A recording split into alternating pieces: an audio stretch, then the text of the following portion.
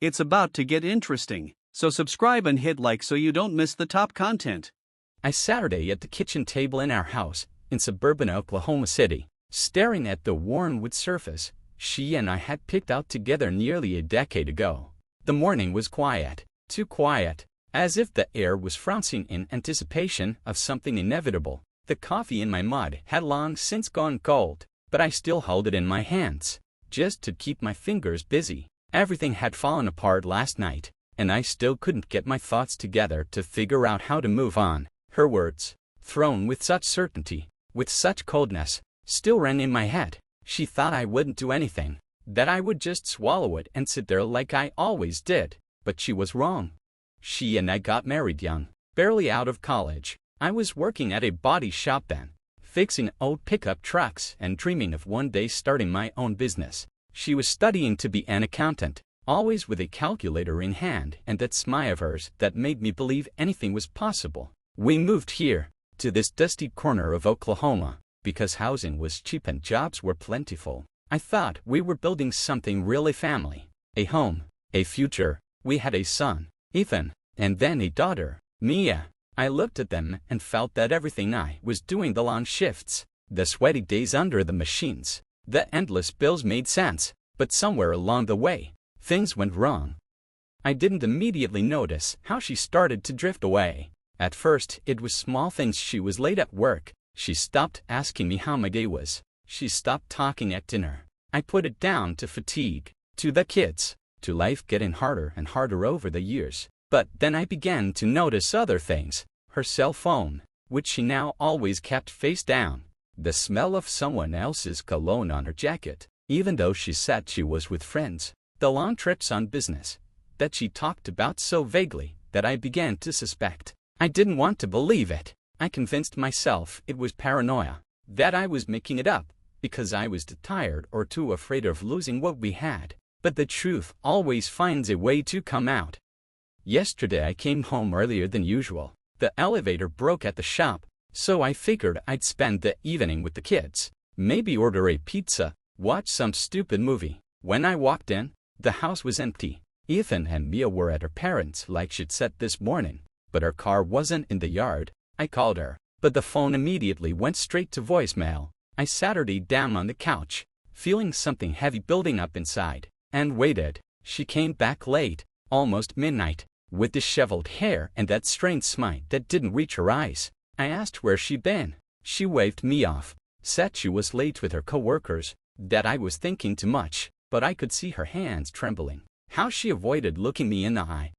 I couldn't take it. I got up, walked over to her, and told her I knew. I didn't yell. I didn't swear. I just said I'd seen the messages on her phone a couple weeks ago, when she'd left it on the table, and it had all added up in my head since then. She frowned, and then her face changed. Instead of apologizing or explaining, she straightened up and looked at me with a look of contempt I'd never seen before. She said there was nothing I could do, that I had no right to judge her, that it was my own fault for what our life had become. Every word was like a blow, but I stood there and listened because I wanted to hear everything. She went to bed, and I stayed in the living room, feeling the floor go from under my feet. In the morning, I woke up with a headache and a clarity I hadn't had before. I realized I couldn't live like this anymore. She thought I would stay, that I was too weak to make a difference. She was wrong. I got up, made some coffee, though I didn't want to drink it, and started thinking. I wasn't going to make a scandal or take revenge. It wasn't about her. It was about me, about who I'd become over the years, and who I no longer wanted to be. I looked at our house, the pictures on the walls, the children's toys in the corner, this kitchen where we had once laughed together, and realized that it wasn't my place anymore. Not because I hated it, but because I was tired of pretending everything was okay. I decided to leave, not immediately, not on the same day, but I started planning. I had a job, I had enough savings to get by for the first time. I thought about the kids. Ethan was already 12, Mia 8, and I knew I wouldn't leave them. I would find a way to be with them, even if it meant court or endless arguments with her. But I wasn't going to live in this house anymore, breathe this air that was soaked with lies. I envisioned myself renting a small apartment in the city, maybe even closer to the workshop, so I wouldn't have to spend hours commuting. I saw myself picking up my kids on the weekends, taking them to the lake or the park, showing them that I was still their father no matter what. I got up from the table and walked to the garage. There stood my old pickup truck, the one I fixed up with my own hands when we didn't have the money for something better yet. I started the engine, just to hear the sound of it, and I felt something inside me come alive. I realized I could start over, not from scratch, not as a boy with dreams, but as a man who knows what he's worth and will no longer let anyone else decide for him what he's entitled to. She thought I'd stay sitting there, that I wouldn't do anything, but I did. I was already moving forward. I went back to the house, grabbed my laptop and started looking for a place to live. Nothing special, just a place where I could breathe. I found a couple of options, small apartments in the center of the city, with windows on dusty streets and the noise of cars behind the wall. It suited me. I wrote down the numbers, figured out a budget, thought about what I'd need to move. I didn't have a lot of stuff, clothes, tools, a few boxes of books and old photos. I wasn't going to take the furniture or dishes we bought together. That was her territory, her life, and I wanted mine. Then I called my boss at the workshop. I told him I needed a couple days to take care of things, and he agreed, because I had never let him down over the years. I felt like every step, every call brought me closer to something new. I didn't know how she would react when she found out. Maybe she'd yell, maybe she'd try to stop me, maybe she'd just shrug and say she didn't care. But it didn't matter anymore. I wasn't doing this for her, not against her, but for me. By noon, I had packed a bag with the essentials, clothes, a toothbrush, a couple of documents. I left a note on the table, a short one, no accusations, just wrote that I needed time and then I'd call about the kids. I didn't want to disappear from their lives, but I knew I needed to leave now so I could return to them later as a father, not as a shadow that lived in this house. I grabbed the keys to the pickup, walked outside, and breathed in the hot Oklahoma air. The sun was high and I could feel it burning my skin, but it was good, it was alive.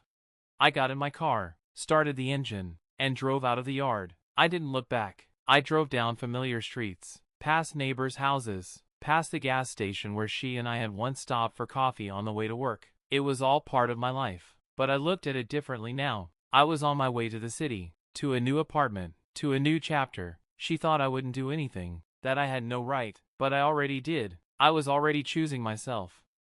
I drove down the highway, driving the pickup through the dusty Oklahoma wind, and felt the tension in my chest slowly dissolve. The sun was slipping toward sunset, coloring the sky purple and gold, and I stared at the road ahead, feeling like it was mine for the first time in a long time. Last night, her gaze full of confidence in me remaining still flashed in my mind, but it didn't hurt now. It encouraged me to move on. She was wrong, and I was proving it with every mile I left behind. I stopped in downtown Oklahoma City, at one of the apartments I'd found that morning. It was an old brick building, with peeling paint on the front and a slightly creaky staircase, but I liked it. The owner, an elderly man with a thick gray mustache, met me at the entrance. He showed me to a small studio on the third floor, one room with a kitchenette, faded wallpaper, and a window overlooking the bustling street. I walked across the creaky floor, looked at the worn sink, breathed in the smell of old wood, and said I'd take it. He nodded, handed me the keys and walked away, leaving me alone. I stood in the middle of the empty room, holding the bag, and realized that it was mine, not hers, not ours, but mine. I spent the first night on an old mattress the previous tenant had left behind. I slept badly, tossing and turning, getting used to the sounds of the city, the honking of cars, distant voices, the sound of the wind outside the window. But even with fatigue in my bones, I felt lighter than at home. I got up in the morning, brewed coffee on a small stove I brought with me, and began to settle in. I bought a cheap table from the thrift store across the street, a couple of chairs, and a lamp with a shabby shade. Nothing extra, just what I needed to live. I didn't want to fill this place with the past, didn't want to drag memories here. It was a blank slate, and I was going to write on it myself. The next day I went back to the workshop. My colleagues noticed that I looked different, but no one asked. I just nodded, pulled on my work jacket, and started on my first order, an old Ford with a bad engine. I worked on it until the evening, feeling my hands move habitually, the smell of oil and metal filling my lungs. Work had always been my salvation, and now it was even more important. I decided it was time to get serious about my business. How many years had I put off this dream, telling myself that now was not the time, that I needed more money, more stability? But stability turned out to be an illusion, and I got tired of waiting. I started saving, Every extra penny, every overtime hour I put in a separate envelope, which I kept in my desk drawer. I figured out how much I needed for garage rent, for tools, for advertising. It wasn't just an escape from her, it was my way of proving to myself that I could do more than she thought I could, that I wasn't someone who would sit idly by while life passed me by. I drew the sign in my head, Joe's Auto Shop. Simple, no gimmicks, but mine. I pictured Ethan and Mia coming there after school, me teaching them how to turn nuts, telling them how the engine worked. It wasn't just a job, it was the future I was building for me and for them. The kids became my main concern. I called her a couple days after I left. Her voice was dry, businesslike, as if she'd been expecting the call but didn't want it. I told her I wanted to see Ethan and Mia, that I was willing to take them for the weekend. She didn't argue, just clarified the time, and I realized she was either tired or didn't care. I didn't care what she thought, what mattered was that I heard their voices when they picked up the phone. Ethan asked where I was, and I told the truth, that I'd moved, that I had my own place now. Mia wanted to know if I had a dog, and I laughed, promising to think about it. Their laughter was like a breath of water after a long drought, and I knew I would do anything to keep them with me, even if not every day. The first weekend I picked them up from home. When I pulled up, she stood on the doorstep, arms crossed, and looked at me like she was waiting for me to start making excuses. I didn't. I just nodded, picked up the kids, and drove away. We drove to my apartment and I watched them look around, touching things, asking why there was so little furniture. I explained that I was just getting started, that it would be better soon. We ordered pizza, sat on the floor because there were only 2 chairs, and watched some cartoon on my old laptop. I watched their faces lit up by the screen and felt my heart clench. They were my anchor, and I wasn't going to let them go. I decided it was time to deal with the legal side of things. I found a lawyer through an acquaintance in the shop, a short guy named Ted, who looked like he just graduated from high school but spoke with confidence. I told him everything about her cheating, about how I'd left, about the kids. He nodded, wrote something down in his notebook, and told me I had a chance at joint custody if I could prove I could provide for them. I knew it wouldn't be easy. She could turn it against me, say I'd abandoned my family, but I was ready. I gathered job references, bank statements, even took pictures of the apartment to show I had room for Ethan and Mia. I didn't want a war, but if it came, I wouldn't back down. Every day I got up thinking I was moving forward. Coffee and work in the morning, calls to the kids or plans for the workshop in the evening. I started looking for premises, driving around the city, looking at old garages on the outskirts. One particularly appealed to me, spacious, with high ceilings and rusty gates that I could fix myself. The owner named a price, and I realized I was almost ready. A couple more months and I could make the first move. I imagined painting the walls, setting up the workbench, hanging the sign. It wasn't just a dream, it was real, tangible, and I could feel it coming.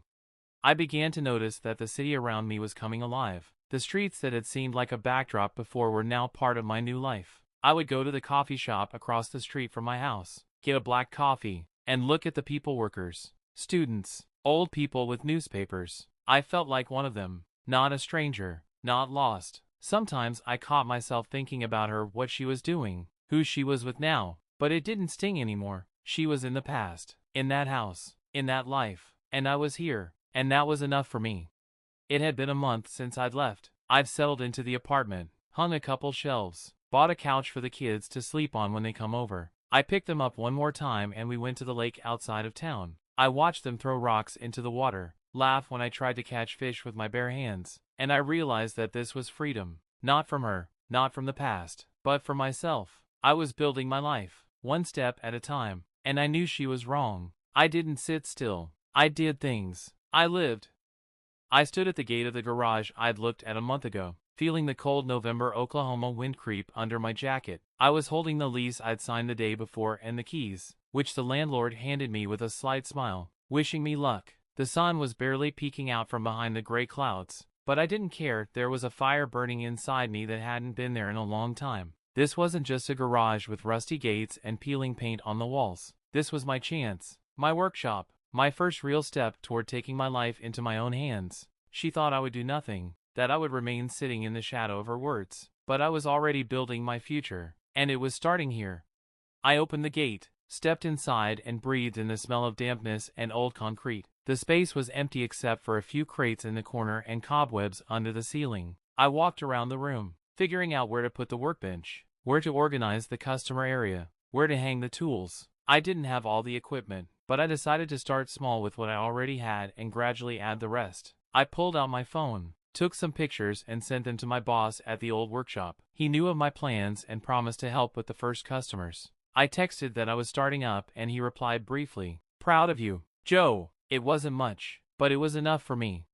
I spent the first week in the garage tidying it up. I dusted, mopped the floor, painted the walls a simple gray color I'd found at a building supply store. I dragged an old workbench from my apartment, the one I kept in the garage at home until I left. It was shabby but sturdy, and I felt strangely attached to it, like an old friend. I hung the shelves, laid out the tools, plugged in the lights. Every evening I returned to the apartment tired, with paint-stained hands and calluses, but happy. I would lie on the couch, stare at the ceiling, and think about how far I had come from that morning at the kitchen table when I decided I had had enough.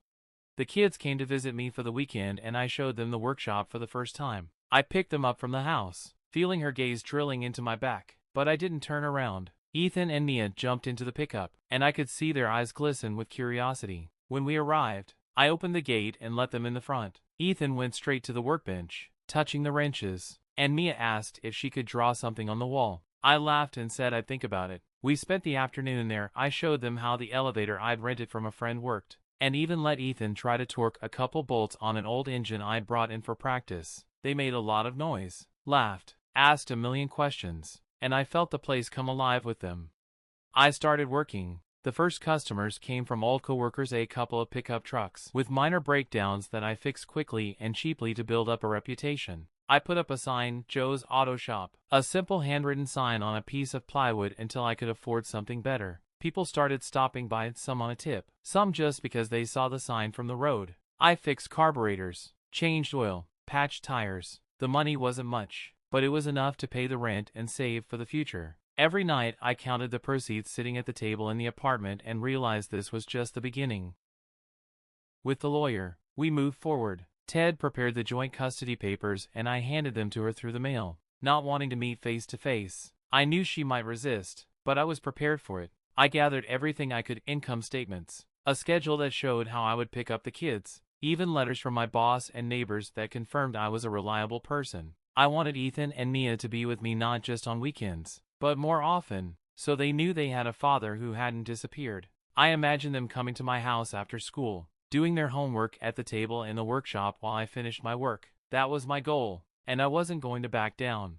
Life in the apartment became familiar. I added a few more things: a TV to watch soccer with the kids, a couple of pillows for the couch, a shelf for the books I sometimes read before going to bed. I didn't aim to make the place luxurious, it was enough that it was mine. In the morning, I'd make coffee, look out the window at the waking city, and feel like I was finally breathing. Sometimes I caught myself thinking about her, how she lived, who she was with, but it didn't stick. She was in the past, and I was here, proving to myself every day that I could do more than she thought I could. Winter came with the first frosts, and I realized that the workshop needed to be insulated. I bought a heater, sealed the gaps in the gate so that the wind wouldn't go inside. I was getting more customers. The rumors of Joe who fixes fast and doesn't charge 3 hides were spreading around town. I started thinking about hiring an assistant, but decided to wait until I was back on my feet. I worked late into the night and came home with frozen hands, but with the feeling that everything was worthwhile. I looked at my calluses, at the black traces of oil under my fingernails, and saw in them not fatigue but strength. The kids started coming over more often. I made a deal with her that I would take them a couple nights a week, and she didn't mind. I'd make them dinner. It was nothing complicated, macaroni and cheese or sandwiches, but they ate with such gusto that I felt like a chef. We watched movies, played cards, sometimes just sat and talked. Ethan talked about school, about how he wanted to play soccer like his friends, and Mia showed me drawings she'd done in class. I listened to them, feeling the warmth spill inside, and realized that this was what I had started it all for. One evening, when the kids were asleep on the couch, I went out onto the balcony of my apartment. The sky was clear, the stars were shining through the city lights, and I was looking at them, holding a mug of cool tea. I thought about how far I'd come in these months, from that morning when her words cut me in half, to this moment where I stood here, with the workshop, with the kids, with the life I'd built for myself. I remembered the look in her eyes, her certainty that I would remain seated, and felt stretch into a smile. She was wrong. I hadn't just done something, I'd changed everything. I went back into the room, covered Ethan and Mia with a blanket, and sat down at the table. I pulled out the notebook where I'd been jotting down plans and started writing. New ideas for the workshop, a list of things to buy for the kids, dates to meet with the lawyer. I looked at those lines and saw not just tasks, but a path that I had chosen for myself, that was leading me forward. I knew there was a lot of work ahead, a lot of challenges, but I was ready, because now I knew what I was entitled to: my life, my children, my happiness, and I wasn't going to stop.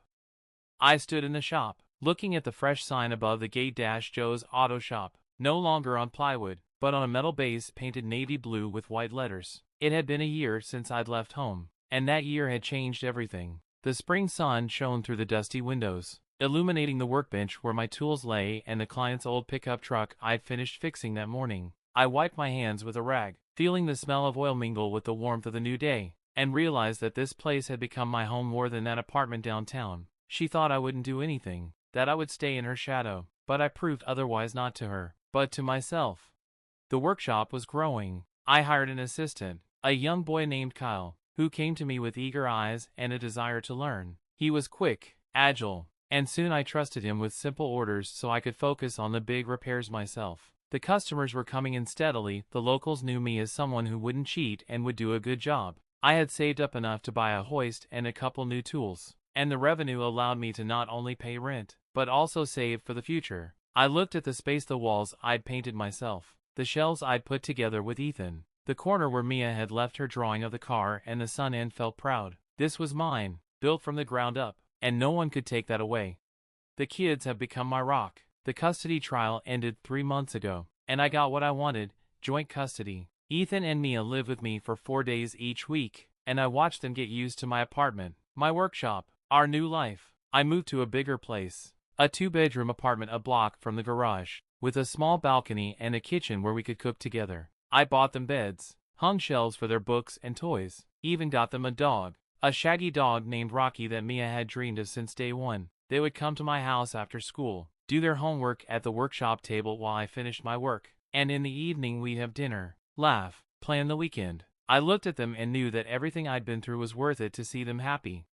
I hardly ever crossed paths with her. After the trial, she became colder but calmer, no more arguments or looks full of contempt. I picked up the kids from her on schedule, nodded at her doorstep, and left. I didn't know what was going on in her life, and I didn't want to know. Sometimes I caught myself thinking about how things might have been if we had found a way to talk to each other sooner. But it didn't matter anymore. She was in the past and I was living in the here and now. Her saying that I didn't have the right to change things was long gone. I'd proven that I did, and I was using it. I started to think of the future not as a dream, but as a plan. The shop was generating income, so I decided to expand, renting a neighboring bay to work on larger machines and hiring another person. I enrolled in a small business management course at the local college to get a handle on the taxes and paperwork that used to scare me with its complexity. I imagined how in a couple of years this place would be not just a garage, but a real auto repair shop with a sign visible from the highway, with customers from out of town. I saw Ethan joining me if he wanted to, learning everything I knew, or going his own way, knowing he had a father to support him. Mia had already said she wanted to be an artist, and I promised her I would help her with whatever courses she chose. Their future was my engine, and I was willing to give it my best. One evening I closed the workshop later than usual. Kyle had gone home, the customers had dispersed, and I was alone. I turned off the lights, walked outside, and looked at the sign that swayed slightly in the wind. The sky was clear, stars sprinkled out over the city, and I breathed in the cool air, feeling it fill my lungs. I remembered that morning, sitting at the kitchen table, clutching a cold mug, thinking my life was over. I didn't see a way out then, didn't know I could get up and move on, but I got up, I walked, and I built. I got in the pickup truck and drove home. The kids were at my place. I could hear their voices from the stairs when I got to the apartment. Ethan was yelling something about a console game, Mia was laughing, and Rocky was barking for attention. I opened the door and they rushed towards me, Mia hugging me, Ethan showing me the new level he passed. I looked at them, feeling the tiredness of the day dissolve into their smiles. We made dinner, simple spaghetti with sauce from a jar, but it was the best thing I'd eaten all day. Then we sat on the couch, turned on an old cowboy movie, and I watched them fall asleep snuggled up against me while Rocky curled up at my feet. I turned off the TV, carried them to their beds, and went out onto the balcony. The city was buzzing below, cars, voices, the distant hum of the highway. I stood holding a mug of cool tea and thought about how it had ended. Not the story where I was the husband who lost everything, but the one where I became the man who found everything. I was no longer running from the past and no longer afraid of the future. I lived here, in this moment, with the workshop, with the children, with myself. I realized that her words were not a sentence, but a challenge. She thought I would do nothing, that I had no right to fight for myself. But I did. I had fought. I built a life that was mine, not perfect, not without scars, but real. The workshop was working. The kids were growing. I was breathing fully. It wasn't the end in the usual sense, because life went on, but it was the end of the part of the journey where I doubted myself. Now I knew who I was, what I was worth and what I could do. I turned around, went into my apartment, closed the door and went to bed, knowing that tomorrow would be a new day, and I would meet it the same way I met this one, with open eyes and a firm step.